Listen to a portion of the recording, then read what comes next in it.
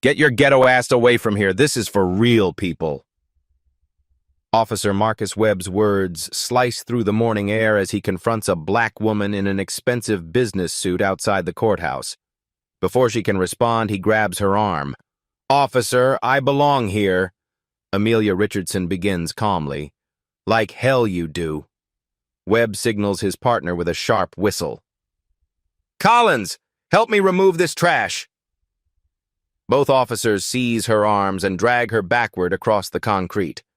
Her leather briefcase scrapes against the ground as her heels struggle for grip. Courthouse employees freeze in doorways, phones already recording as they watch a professionally dressed woman being hauled away like a criminal. Amelia doesn't fight back. She doesn't scream. She simply maintains her dignity as two grown men treat her like garbage in front of the very building where justice is supposed to live. The courtroom feels heavy with tension as Officer Marcus Webb adjusts his uniform and takes the witness stand. His lawyer, a sharp-suited man named Thompson, approaches with the confidence of someone who's defended plenty of cops before. "Officer Webb, can you tell the court about your experience and training?" Thompson begins. Webb straightens up, his chest puffed with pride. 15 years with courthouse security, sir. I've worked the night shift, 6 p.m. to 6 a.m. for the past decade. I know every inch of this building, every protocol, every potential threat. And on the morning in question, were you working your regular shift? No, sir. Officer Martinez called in sick with food poisoning. I was asked to cover the morning shift as an emergency replacement. Webb's voice carries the tone of a man doing everyone a favor.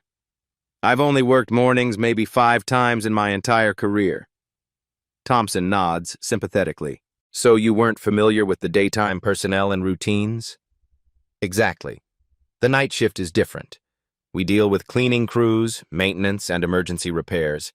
During the day, you've got all these lawyers, clerks, judges coming and going. I don't know their faces because I'm usually heading home when they're arriving. Webb shifts in his seat, warming to his story. Now, I've seen maybe 2 black judges in my 15 years here, both older gentlemen. Judge Washington and Judge Freeman. But this woman? He shakes his head dismissively. She didn't look like any judge I'd ever seen. Describe what you observed that morning. Around 6:45 a.m., I see this woman approaching the restricted entrance. That's the judge's only access point. She's dressed nice enough, I'll give her that, but something felt off. Webb's eyes narrow as he recalls the scene. In my experience, people who belong somewhere don't hesitate. They don't look around nervously. They don't act evasive. And this woman was acting evasive? Oh, absolutely. When I approached her and explained she couldn't use that entrance, she got defensive immediately, started making demands, claiming she belonged there. That's exactly what troublemakers say when they're trying to talk their way into places they don't belong. Thompson walks closer to the jury box. What happened next? Webb leans forward, his voice taking on a more serious tone. She became increasingly agitated and resistant, kept insisting she had business in the restricted area but couldn't provide proper identification or authorization. In my 15 years of experience, that's a major red flag. Did you attempt to verify her identity? Of course I did. I asked for a courthouse ID, judicial credentials, anything to prove she belonged there. She couldn't provide any of it. Webb spreads his hands as if the conclusion is obvious. Look, I don't make assumptions based on appearance. I go by protocol. No ID, no access. Period. What about the physical removal? Webb's expression grows stern. The woman refused multiple lawful orders to leave the restricted area. She was becoming disruptive, raising her voice, attracting attention from other early arrivals. I called for backup because the situation was escalating. And Officer Collins responded? That's right. Collins has been my partner for 3 years. He can confirm everything I'm saying. When someone refuses lawful orders and becomes non-compliant, we have to escort them from the premises. It's standard security protocol for maintaining order and safety. Thompson pauses dramatically. Officer Webb, Did you use excessive force? Absolutely not. We used the minimum force necessary to remove a non-compliant individual from a restricted area. She was escorted, not brutalized, to the public area where she belonged. Webb's voice carries righteous indignation. We followed every protocol in the book. Why didn't you simply call the courthouse administration to verify her identity? Webb looks genuinely puzzled by the question. Sir, at 6:45 in the morning, administration isn't open yet. The building is operating on minimal security staff. If everyone who claimed they belonged somewhere could just demand we call around and verify their stories, we'd never maintain proper security. In your professional opinion, did you handle this situation appropriately? Without question. I protected courthouse security, followed established protocols, and treated the individual with the same professional standards I apply to everyone. Webb's voice grows more confident. I've handled hundreds of similar situations over 15 years. This was textbook crowd control. But then defense attorney Sarah Carter stands for cross-examination, and Webb's confident demeanor flickers slightly. Officer Webb, you mentioned you've worked nights for a decade. When was the last time you familiarized yourself with daytime judicial personnel? Webb hesitates. Well, that's not typically part of my responsibilities. So you wouldn't know if new judges had been appointed recently? The night shift doesn't get briefed on administrative changes unless it affects our specific duties. Chen pulls out a document. Are you aware that Judge Amelia Richardson was officially appointed to this courthouse 3 weeks ago? Webb's face tightens. I wasn't informed of that, no. Wouldn't checking personnel rosters be part of basic security protocol? We have our assigned areas and responsibilities. I will focus on my job. Your job is to recognize authorized personnel, correct? The confidence is draining from Webb's voice. Within my normal scope of duties, yes. And yet you made no effort to verify whether Ms. Richardson might be authorized personnel before physically removing her? Webb's jaw clenches. She didn't present proper identification. Did you ask what type of identification she had? A long pause. She should have known to present courthouse credentials. That's not what I asked, Officer Webb. Did you specifically ask what identification she carried? Another pause, longer this time. I followed standard protocol. Chen sets down her papers. Officer Webb, in 15 years of experience, how many times have you physically removed someone from courthouse premises? Webb shifts uncomfortably. I don't keep exact counts. Approximately? Maybe 15, 20 times. And how many of those individuals were black women in professional attire?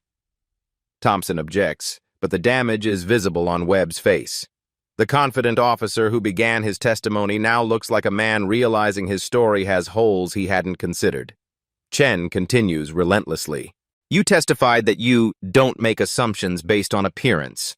But isn't it true that you immediately assumed Ms. Richardson didn't belong based solely on seeing her approach the entrance? I observed suspicious behavior. What behavior? Walking toward a door? Webb's voice rises defensively. She looked out of place. Out of place how? The courtroom falls silent as Webb realizes he's just contradicted his own testimony about not making appearance-based assumptions. His face reddens as he struggles to find an answer that doesn't sound exactly like what it is. Racial profiling with a badge. I used my professional judgment based on 15 years of experience. But the damage is done. The confident officer has become a man whose story is unraveling thread by thread, and everyone in the courtroom can see it happening in real time. Amelia Richardson rises from her seat with a grace that commands attention. She moves to the witness stand not like someone seeking justice, but like someone who belongs in this courtroom in ways the audience doesn't yet understand. Her voice, when she speaks, carries the measured cadence of someone intimately familiar with legal proceedings. Please state your name for the record, Attorney Carter begins. Amelia Catherine Richardson. Her voice is clear, professional, unshaken by the morning's events. "Ms. Richardson, can you tell the court about your morning routine on the day in question?"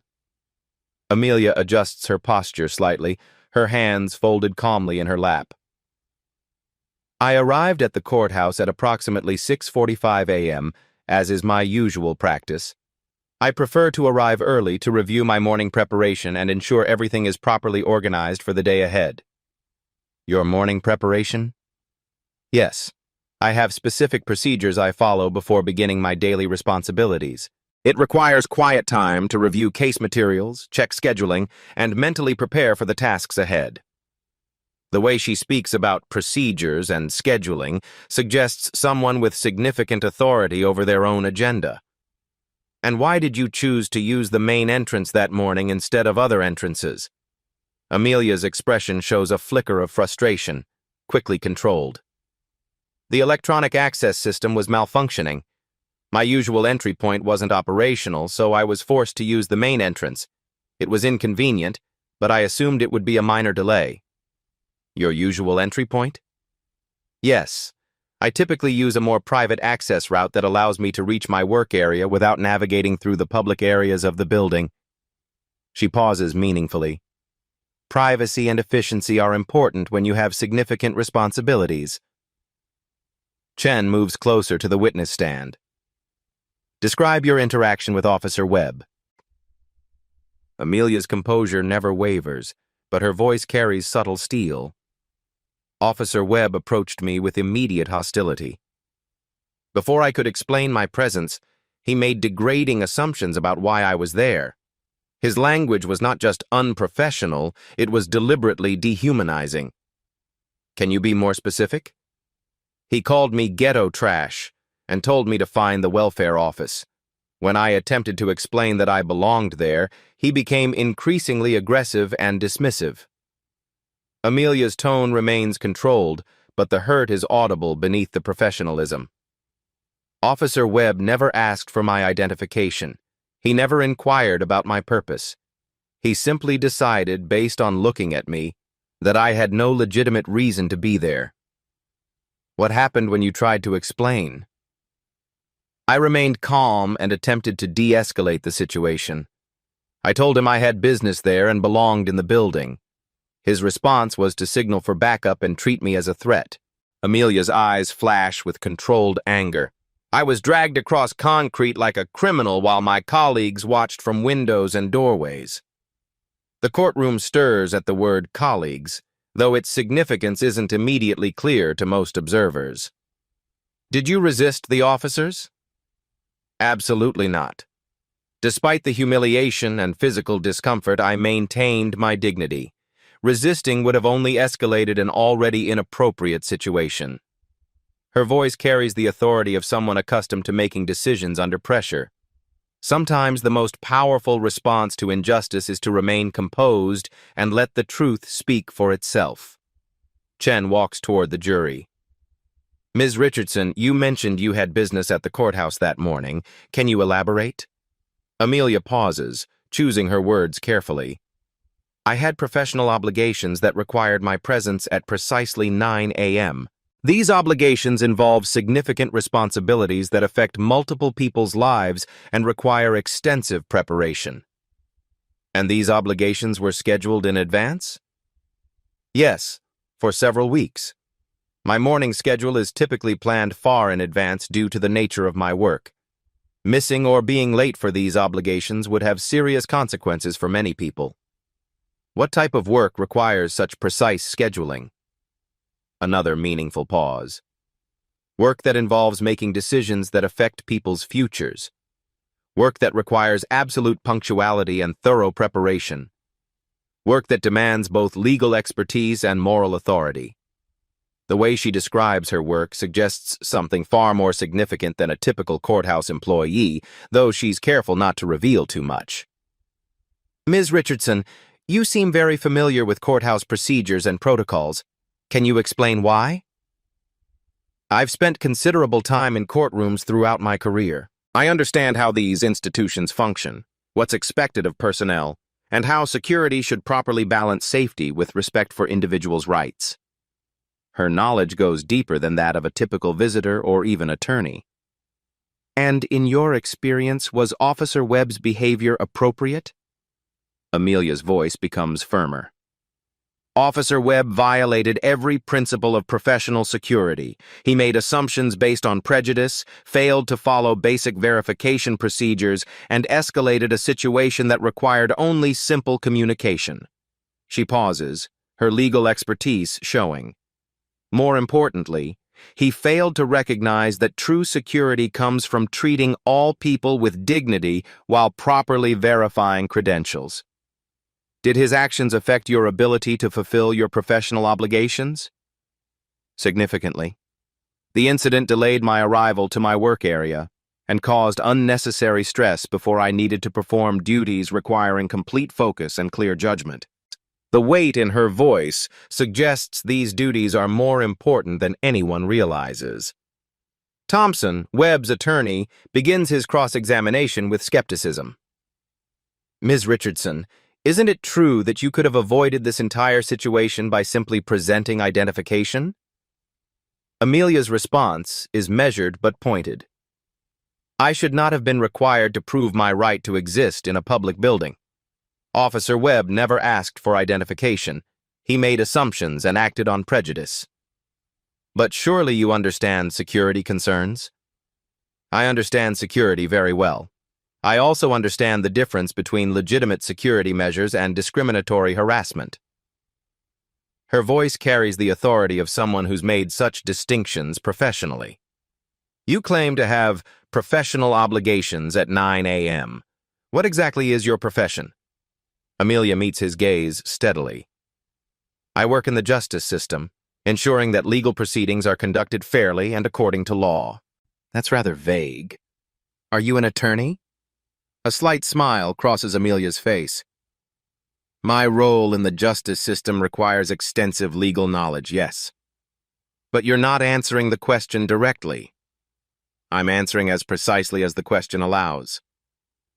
There's something almost regal in her composure, as if she's accustomed to controlling conversations rather than being controlled by them. Thompson presses harder. Why won't you simply state your job title? Amelia's pause is pregnant with meaning. Because my job title would fundamentally change how this courtroom views everything that happened this morning. And I believe Officer Webb's actions should be judged on their own merits, not on the basis of who I turned out to be. The courtroom buzzes with speculation. Who is this woman whose identity could change everything? What position does she hold that would transform the entire narrative? But Amelia Richardson isn't ready to reveal that yet. She sits with the quiet confidence of someone holding the ultimate trump card, waiting for exactly the right moment to play it. 3 weeks earlier, Chief Judge Patricia Williams raised her right hand before a packed courthouse ceremony hall. Please welcome our newest judicial appointment, the Honorable Amelia Catherine Richardson. Amelia stood in judicial robes for the first time, taking the oath that transformed her from prosecutor to judge. Local media captured the moment, courthouse staff applauded, and her swearing-in became part of official courthouse records. Yet Marcus Webb, working his usual night shift, never saw any of it. Now, in her home study lined with Harvard law diplomas and prosecutorial awards, Amelia reviews a file that could change everything. Her phone buzzes. Amelia, have you decided about pursuing this formally? Chief Judge Williams's voice carries concern. Patricia, this isn't just about what happened to me. Amelia sets down security footage stills. It's about a pattern that needs exposing. But filing charges against courthouse security while you're our newest judge. Which is exactly why I must do this. If I don't challenge this behavior now, I'm endorsing it. Amelia pulls out a thick manual with her annotations. I helped draft these courthouse security protocols in my previous role as legal advisor. Webb violated 6 different procedures. Webb claims he didn't know you were... That's the problem. He never asked. He saw a black woman and made assumptions. After the call, Amelia opens her laptop and reviews security footage obtained through Discovery. The videos reveal disturbing patterns spanning months. Timestamp: March 15th. Dr. James Washington, prominent civil rights attorney, aggressively questioned his courthouse presence. Webb demands to see Washington's bar license, something never requested from white attorneys. Timestamp: April 3rd. Maria Santos, Latina court reporter, stopped and interrogated about using the staff entrance she's accessed for 3 years. Timestamp: May 20th. Professor David Carter, Asian American law professor, was forced to provide multiple forms of identification before being allowed to attend a public hearing. Video after video shows the same pattern: Webb treating people of color as threats while waving white visitors through with minimal scrutiny. Amelia cross-references these incidents with complaint records. What emerges is troubling. 7 informal complaints filed against Webb over 2 years, all dismissed without investigation. Every complainant was a person of color. She reviews Webb's personnel files. Performance reviews praise his vigilance in maintaining proper courthouse atmosphere. Supervisor notes commend his proactive security measures that somehow only target minorities. The language is carefully coded, but the pattern is unmistakable. Her assistant Jennifer arrives with additional evidence. "Judge Richardson, here are the phone records you requested." Jennifer sets down transcripts. Webb's conversations with colleagues show concerning language about courthouse visitors. The records reveal break room discussions where Webb jokes about keeping certain types in their place and refers to professional black women as probably here for child support court.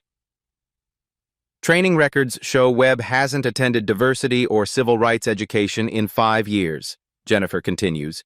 He consistently finds excuses to skip required sessions. And complaint resolution?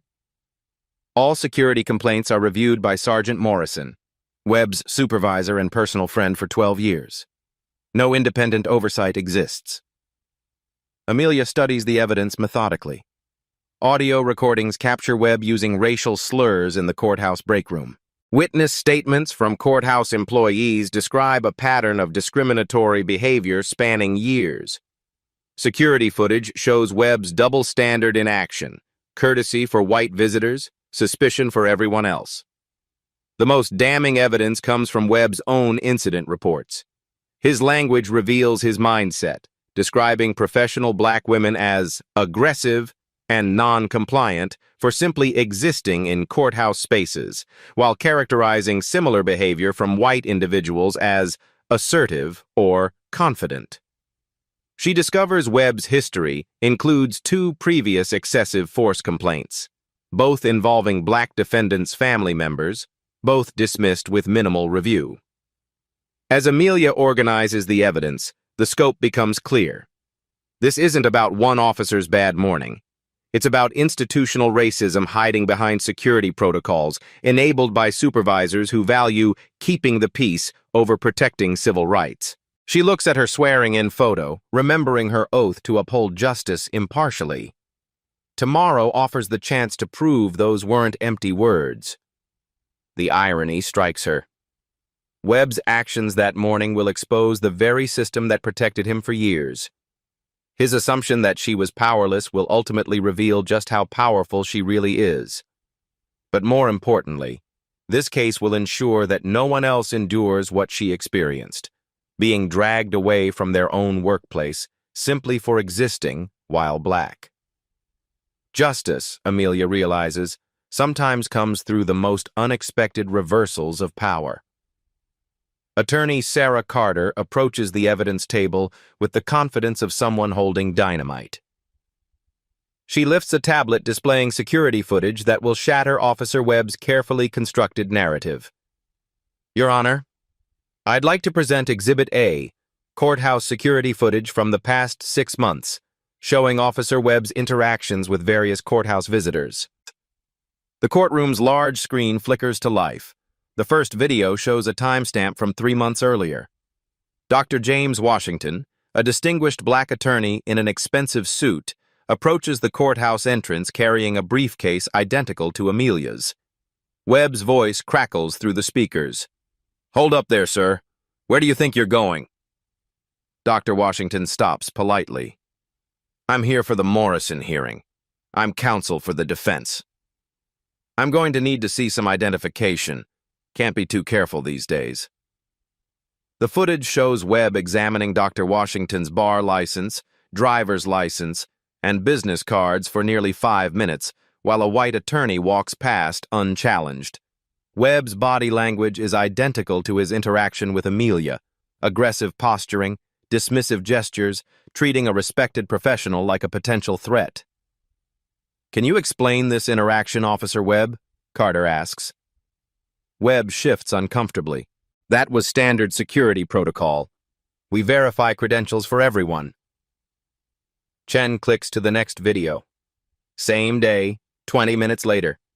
A young white woman in casual clothes approaches the same entrance. "Morning, miss," Webb says cheerfully, stepping aside to let her pass. "Actually, I'm not sure where I'm supposed to go," the woman says. "I'm here for jury duty, but this is my first time." "No problem at all. Just head to the second floor. They'll take good care of you up there." No identification requested. No credential verification. No aggressive questioning. "Is this your standard protocol, Officer Webb?" Carter's voice drips with irony. The videos continue, each one more damning than the last. Maria Santos, the Latina court reporter, being interrogated about her staff entrance access while white employees stream past unquestioned. Professor David Carter, an Asian American law professor, was forced to provide 3 forms of identification to attend a public hearing while white observers entered freely. Webb's face grows redder with each video. His attorney objects repeatedly, but the pattern is undeniable. "These are isolated incidents taken out of context," Webb starts. "Isolated?" Carter interrupts. "We have 17 documented instances over 6 months. Shall we watch all of them?" But the real bombshell comes when Carter introduces the phone recordings. Webb's voice fills the courtroom, captured during break room conversations. "You should have seen this uppity black woman today acting like she owned the place. I had to put her in her place real quick. These people think they can just walk in anywhere like they belong. That's why we're here, to keep standards up. I don't care how fancy they dress. I can spot trouble from a mile away. It's all about keeping the right kind of people in and the wrong kind out." The courtroom erupts. Webb's face goes pale as he hears his own words played back. His attorney frantically scribbles notes, knowing their defense is crumbling in real time. Chen calls her first witness, Dr. James Washington himself. "Dr. Washington, you're a partner at Morrison, Carter & Associates, correct?" "That's right. 30 years practicing law, 15 of those as a federal prosecutor." "Can you describe your interaction with Officer Webb 3 months ago?" Dr. Washington's voice carries quiet dignity tinged with frustration. "I was treated like a criminal for the simple act of entering a courthouse where I've practiced law for decades. Officer Webb questioned my credentials, demanded multiple forms of identification, and spoke to me with a tone of suspicion I've never experienced from courthouse security." "How did this make you feel?" "Humiliated, angry, but mostly concerned that if this is how he treats a known attorney, what does he do to ordinary citizens who can't defend themselves?" Chen's next witness is Maria Santos, the court reporter. "Ms. Santos, how long have you worked at this courthouse?" 8 years. I've been using the staff entrance for my entire tenure here." "Describe your interaction with Officer Webb." Maria's voice shakes slightly. "He stopped me like I was trespassing in my own workplace. He demanded to know why I was using the restricted entrance and made me prove I worked there. Meanwhile, 3 white court clerks walked past without any questions." "Did this affect your work?"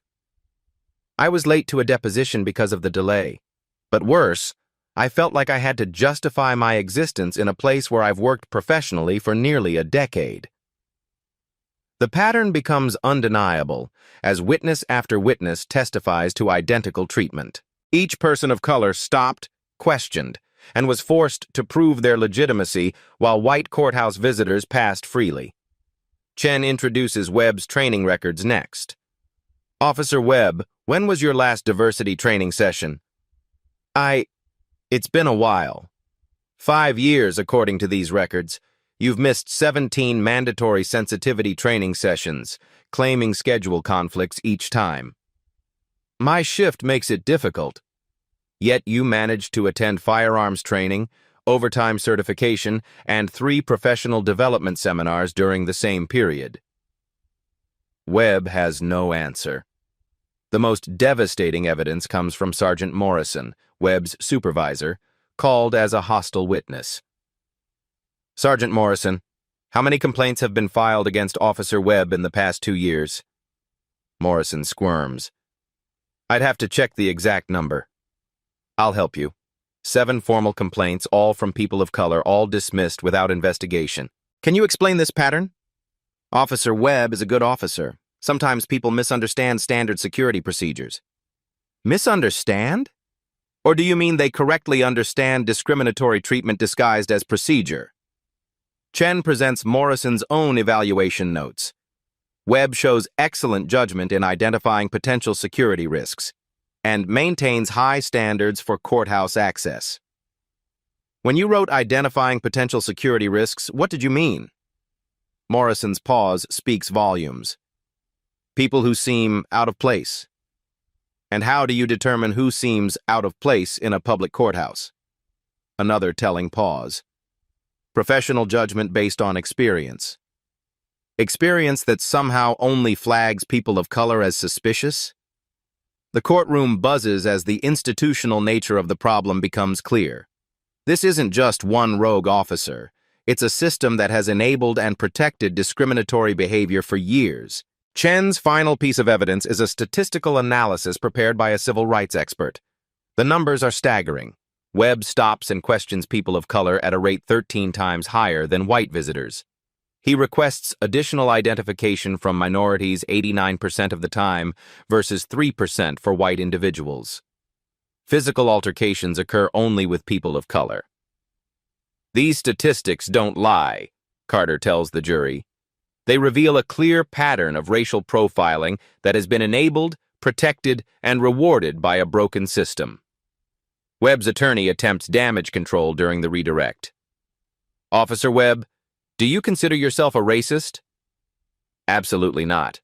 I treat everyone fairly. But the evidence has already spoken louder than any denial.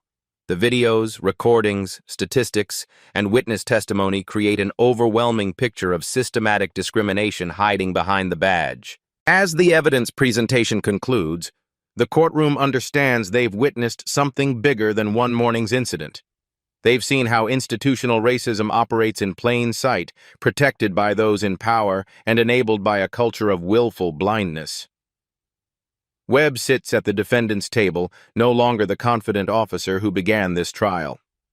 He's been exposed as the embodiment of a system that judges people by their skin color while claiming to serve justice equally. But the biggest revelation is still to come. Attorney Carter approaches Amelia for what everyone assumes will be routine follow-up testimony. The courtroom has settled into a predictable rhythm. No one anticipates that the next 2 minutes will rewrite everything. Ms. Richardson, you mentioned professional obligations that morning. Can you specify these obligations? Amelia adjusts her posture, commanding greater attention.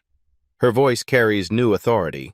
I was scheduled to preside over the 9 a.m. criminal docket. I needed to arrive early to review case files and prepare for the morning's proceedings. The word preside hangs in the air like lightning before thunder. Jury members lean forward, not quite processing what they've heard. When you say preside, can you clarify your role? I am the Honorable Judge Amelia Catherine Richardson, appointed to this courthouse 3 weeks ago.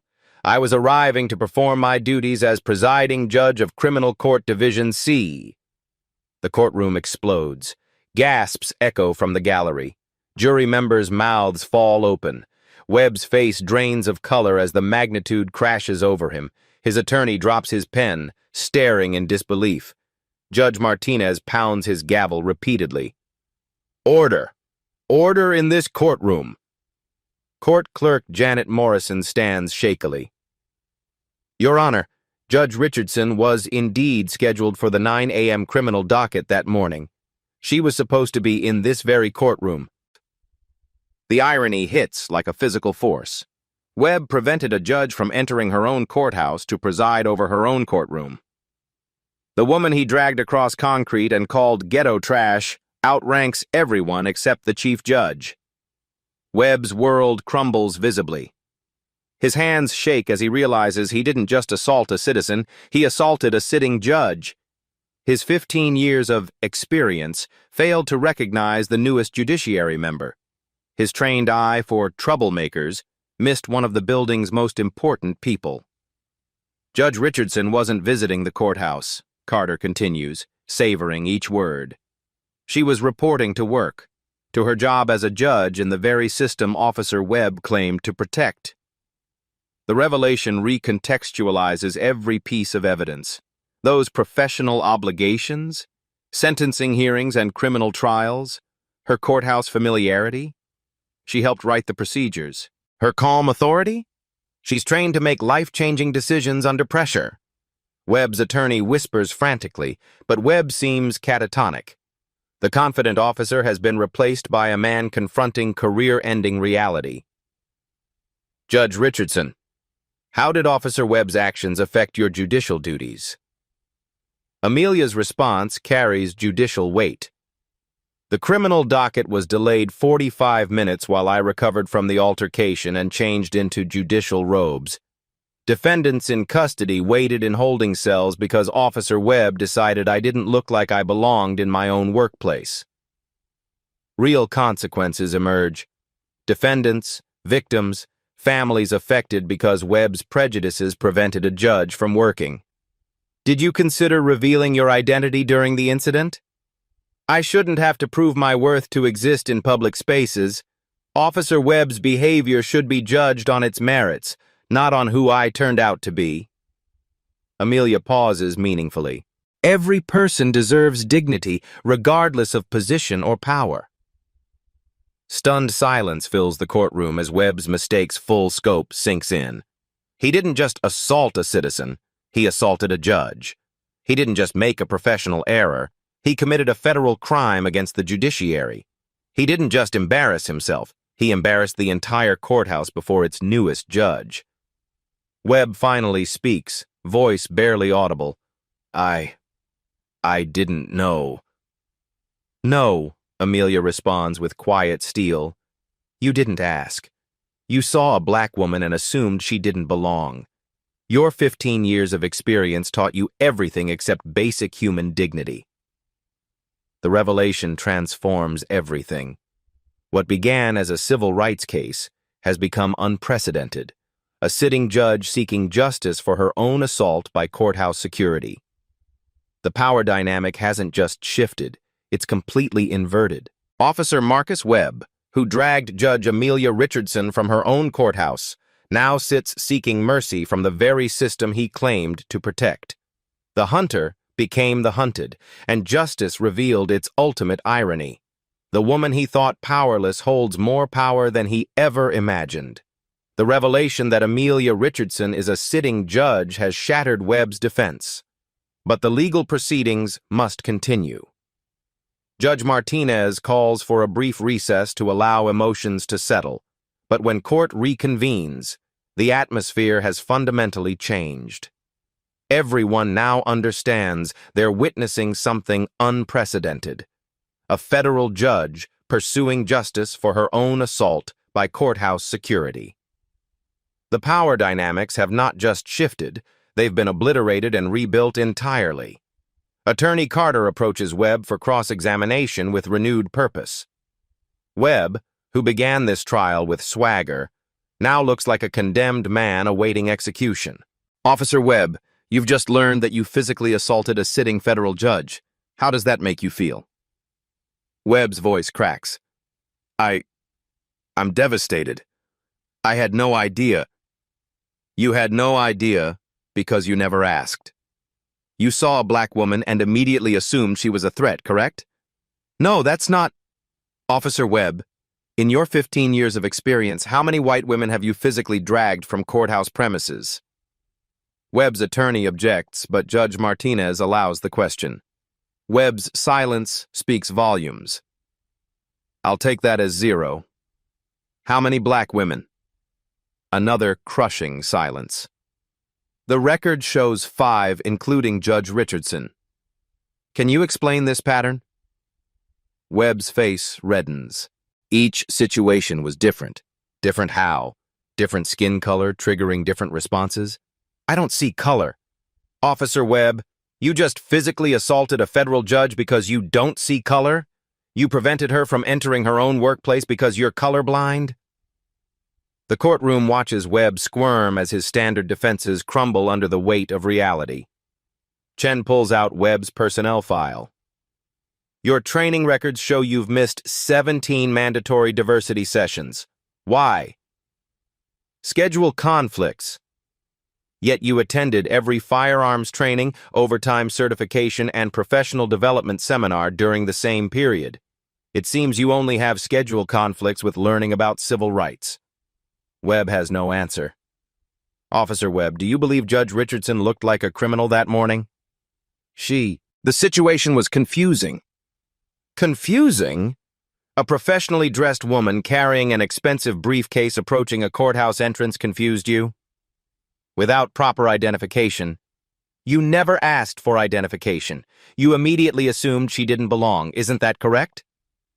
Webb's voice barely registers. Yes.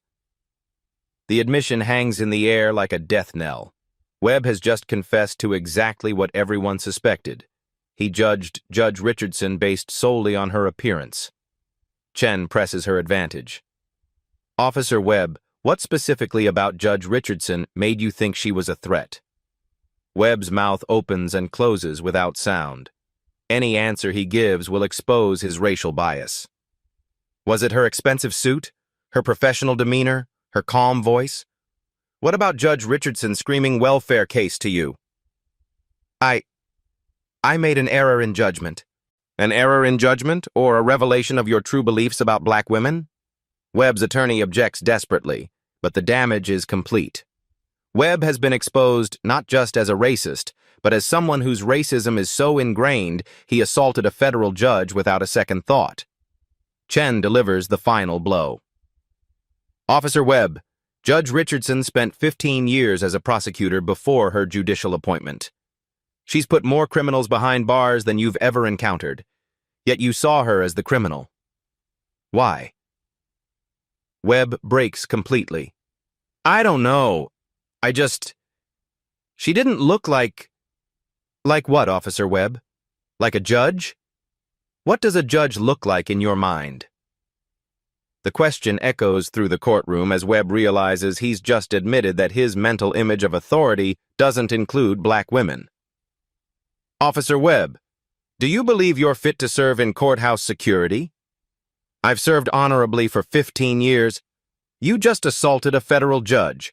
You've been exposed as someone who systematically targets people of color. You've admitted to making assumptions based on appearance. How is any of that honorable service? Webb's world has collapsed entirely. The confident officer who began this trial is now a broken man whose career, reputation, and future have been destroyed by his own actions and admissions. No further questions, Your Honor. As Carter returns to her seat, the courtroom understands they've witnessed the complete dismantling of not just one man's defense, but an entire system of institutional racism. Webb's cross-examination has revealed the ugly truth about how bias operates in supposedly neutral institutions. The man who thought he was protecting the courthouse from undesirable elements has been revealed as the undesirable element himself. His 15 years of experience couldn't save him from the consequences of assaulting someone he assumed was powerless. Justice, it seems, has a perfect sense of irony. The woman Webb dragged away from her own courthouse now sits in judgment of his actions, and the hunter has definitively become the hunted. Webb's pattern of discrimination has been exposed, his credibility destroyed, and his future decided by his own admissions. Sometimes the most powerful testimony comes from the defendant's own mouth. The courtroom feels electric as both attorneys prepare their closing arguments. Everyone present knows they're witnessing legal history, a case that will be studied for decades as an example of how institutional racism operates and how justice can prevail against overwhelming odds. Prosecutor Janet Mills approaches the jury with the gravity of someone carrying the weight of civil rights history. Ladies and gentlemen of the jury, what you've witnessed over these past days isn't just about one officer's bad decision. It's about a system that allowed, encouraged, and protected racial discrimination for years while hiding behind the badge of authority. Mills walks slowly past the jury box, making eye contact with each member. Officer Marcus Webb didn't just assault Amelia Richardson on that March morning. He assaulted the very principles our justice system claims to uphold. He assaulted the idea that all people deserve dignity regardless of their race. He assaulted the Constitution he swore to protect. The prosecutor's voice grows stronger. But here's what makes this case truly extraordinary. Officer Webb assaulted a sitting federal judge, the very embodiment of the justice system he claimed to serve. The irony is so profound it would be comedic if it weren't so tragic. Mills pauses at the evidence table, gesturing toward the mountain of documentation. The evidence shows a clear pattern spanning years. Security footage revealing Webb's double standard. Audio recordings capturing his racist language. Statistical analysis proving his discriminatory behavior. Witness testimony from respected professionals who suffered identical treatment. She turns back to the jury. Webb's defense has crumbled because it was built on lies. He claims he doesn't see color while systematically targeting people of color. He claims to follow protocol while violating every professional standard. He claims Judge Richardson looked suspicious when she was simply existing while black in America. The prosecutor's voice takes on moral authority. This isn't about honest mistakes or split-second decisions. This is about deeply ingrained prejudice that led a trained officer to physically assault a federal judge because she didn't match his racist expectations of what authority looks like.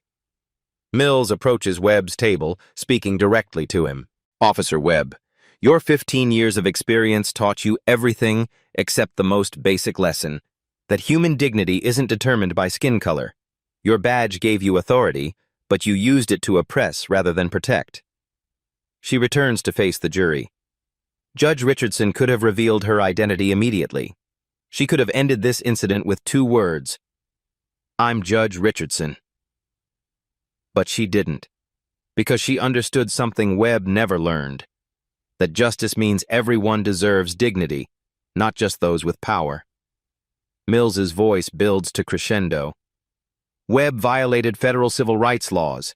He committed assault under color of authority. He denied due process to a sitting judge.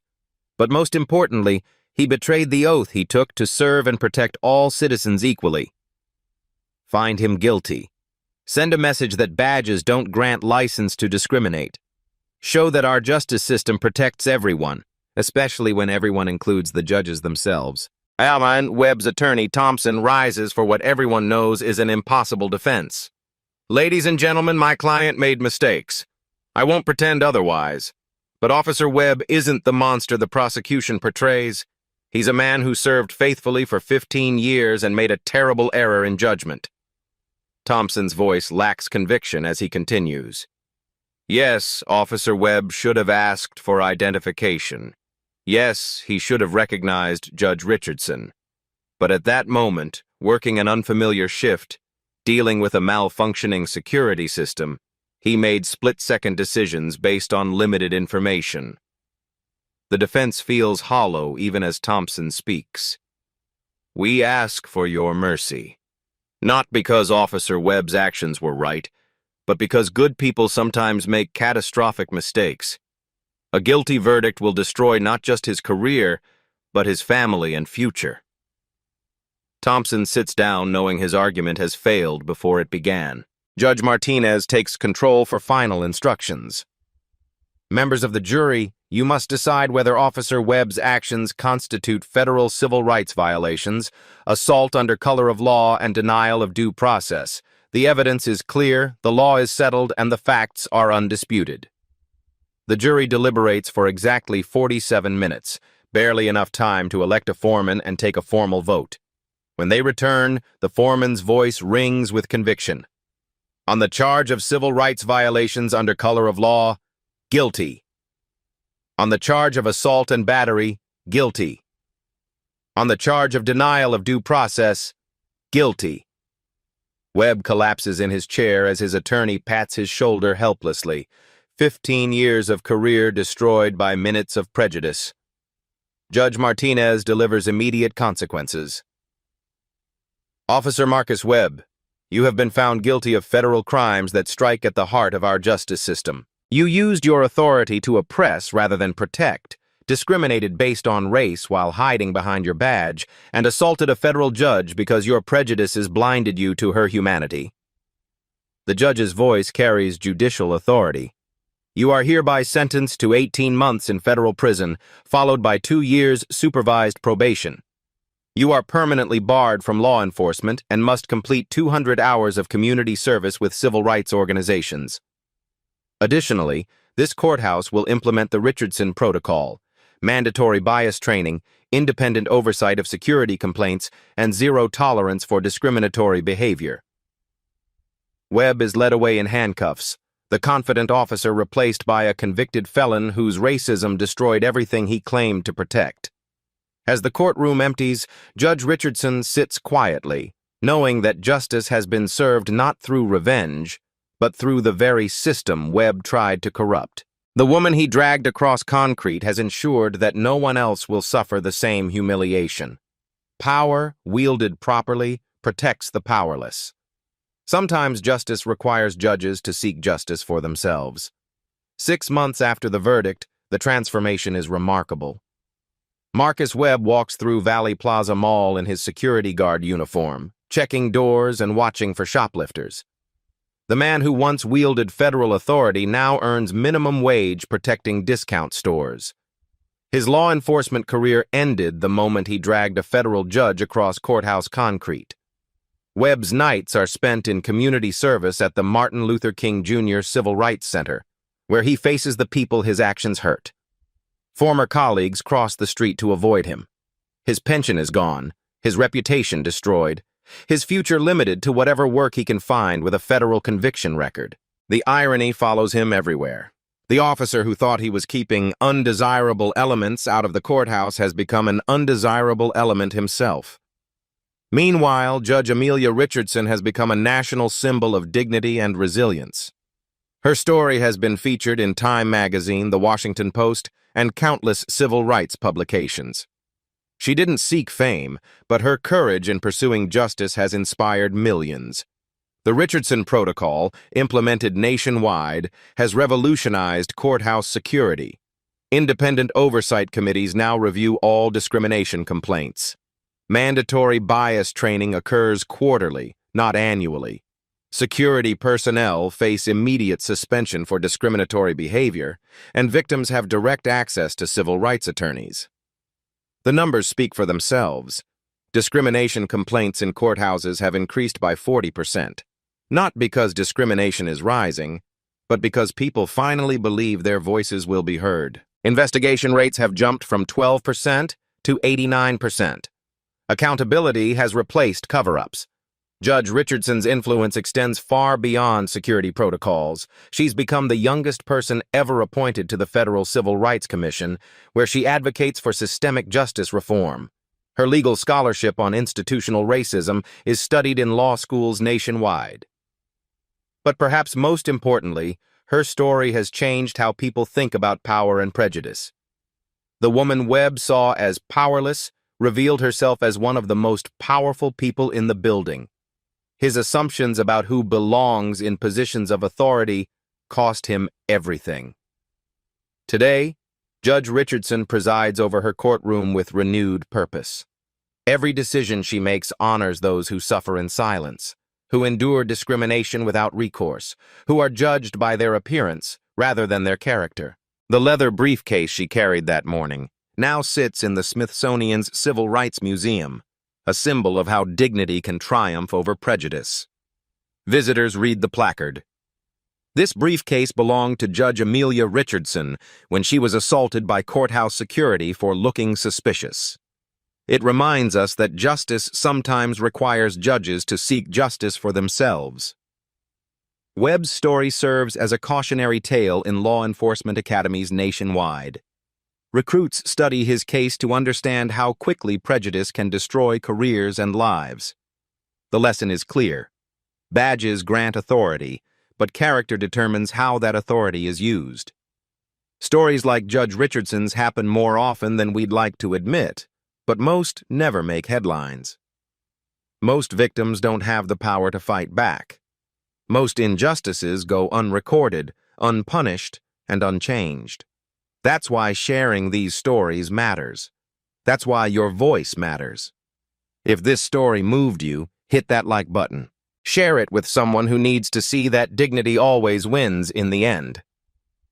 Subscribe to Black Voices Uncut and ring that notification bell because we're committed to bringing you more stories of courage overcoming prejudice, of justice defeating discrimination, and of ordinary people doing extraordinary things. Tell us in the comments, have you ever witnessed discrimination disguised as following protocol? Your experience could inspire our next story. Because when we shine light on injustice, we make it harder for darkness to hide. And sometimes, the most powerful person in the room is the one others underestimate most. The story you heard today wasn't cleaned up. It was told exactly as it happened. At Black Voices Uncut, we believe that's the only way truth can live. If you felt something, hit like, comment, and your reaction, and subscribe. Every week, we bring you voices that refuse to be silenced.